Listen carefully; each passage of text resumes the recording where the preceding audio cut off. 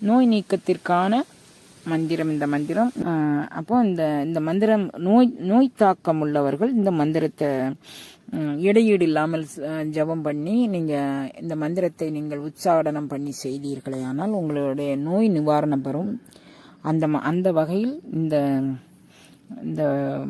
இந்த மந்திரம் மிகவும் வலிமையான மந்திரம். இது நான் என்பது நோய் தாக்கத்துக்கான மந்திரங்கிறது அப்போ தெரியாது எனக்கு. மொத்தத்துக்கு சரவணமாலா மந்திரத்தை நான் சொல்லுவேன். அது எனக்கு ஒரு 40 ஆண்டுகளுக்கு முன்னாலேயே எனக்கு அந்த மந்திரம் எனக்கு திருவருள் உணர்த்த நான் உணர்ந்து கொண்ட மந்திரம். தனித்தனியாக ஸ்பெசிஃபிக்காக ஒவ்வொரு எழுத்துக்கும் என்ன அப்படிங்கிறத நான் மனதில் வாங்கி கொள்ளவில்லை. 9/2/2025 ஞாயிற்றுக்கிழமை அன்று 1008 தீப தரிசனத்தோடும் திரு அம்பல சக்கரத்தோடும் நவக்கிரக ஜோதியோடும் நமக்கு காட்சி தருகின்றது. 10/2/2025 திங்கட்கிழமை காலை 7 மணிக்கு, அதாவது 5 மணிக்கு அகோல் பாராயணம் தொடங்குகின்றது. 7 மணிக்கு கும்ப அபிஷேகம் நடக்கின்றது.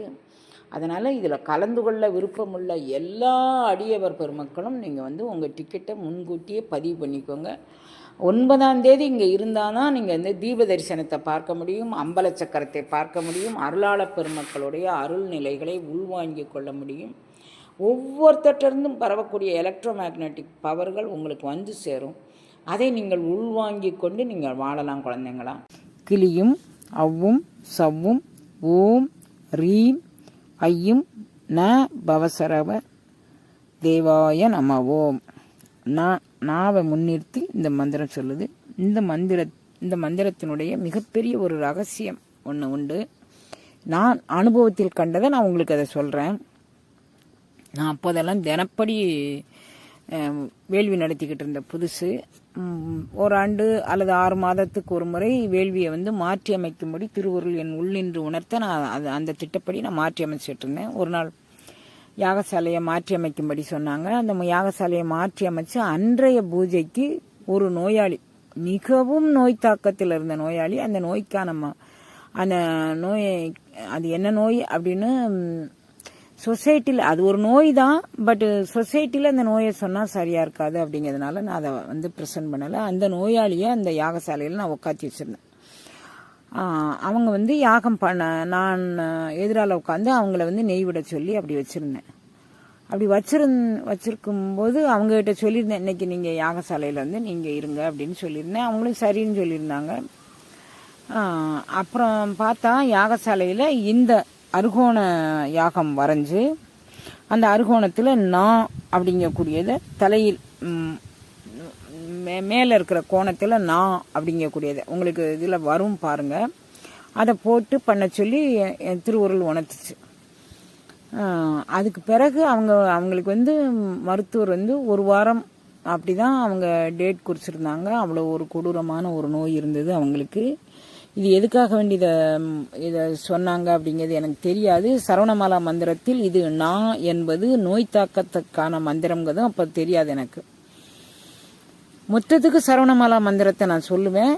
அது எனக்கு ஒரு 40 ஆண்டுகளுக்கு முன்னாலேயே எனக்கு அந்த மந்திரம் எனக்கு திருவருள் உணர்த்த நான் உணர்ந்து கொண்ட மந்திரம். தனித்தனியாக ஸ்பெசிஃபிக்காக ஒவ்வொரு எழுத்துக்கும் என்ன அப்படிங்கிறத நான் மனதில் வாங்கி கொள்ளவில்லை. ஆனால் அந்த நோயாளியை இருக்க சொல்லவும் அந்த மந்திரத்தை அது மாதிரி போட சொன்னாங்க. அப்புறம் நான் அதே மாதிரி போட்டு யாகம் செஞ்சேன். யாகத்தில் 108 முறை இந்த மந்திரத்தை ஜபம் பண்ணி யாகத்தை நிறைவு செஞ்சேன். அதுக்கப்புறம் அந்த நோயாளி இன்றைய வரைக்கும் உயிரோடு இருக்கிறாங்க. டாக்டர் எவ்வளவோ சொன்ன பிறகும், கடைசி மூச்சுன்னு சொன்ன பிறகும் கூட இன்றைய வரைக்கும் அவங்க நல்லா இருக்கிறாங்க, ஆரோக்கியமாக. அவங்களால ஆன தொண்டு கூட சங்கத்திற்கு நல்லா செய்வாங்க. அந்த மாதிரி ஒரு மந்திரம் இது. அப்போ இந்த மந்திரத்தினுடைய வலிமை தருவதற்காக வேண்டி நான் அந்த நிகழ்வை சொன்னேன். எப்போவுமே அற்புதத்தை காட்டி ஆன்மீகத்தை பரப்புவது எனக்கு பிடிக்காது. உணர்வை தூண்டி உங்களுக்குள்ள என்னுள் எழு பரஞ்சோதி, நான் என்னுடைய பழுத்து, என்னுடைய கனிந்து, என்னுடைய மலர்ந்து, என்னுடைய விரிந்து அப்படி பெறக்கூடிய அனுபவத்தை ஏதோ ஒரு புறத்தை காட்டக்கூடிய ஒரு அற்புதத்தை காட்டி பதிவு செய்வது எனக்கு பிடிக்காது. ஆனால் கூட இந்த மந்திரத்தினுடைய வலிமை என்ன, வீச்சு என்ன, வீரியம் என்ன அப்படிங்கிறதுக்காக வேண்டி நான் இந்த பதிவை உங்களுக்கு பதிவு செய்கின்றேன்.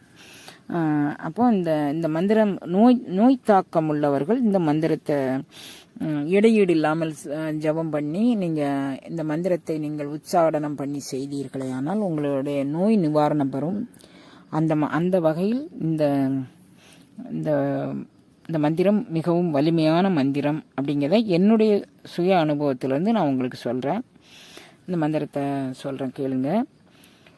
க்ளீயும்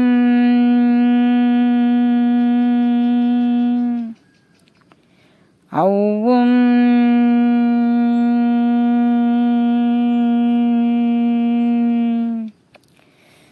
சௌவும்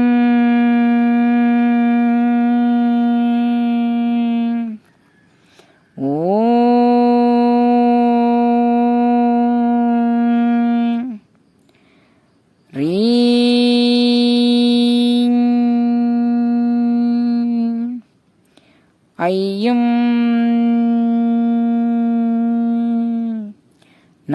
பவசரவ தேவாய நமவோ. நோய் நீக்கத்திற்கான மந்திரம் இந்த மந்திரம். மீண்டும் சொல்லுங்க. கிளியும் அவ்வும் சவ்வும் ஓம் ரீம் ஐயும் பவசரவ தேவாய நமவோம்.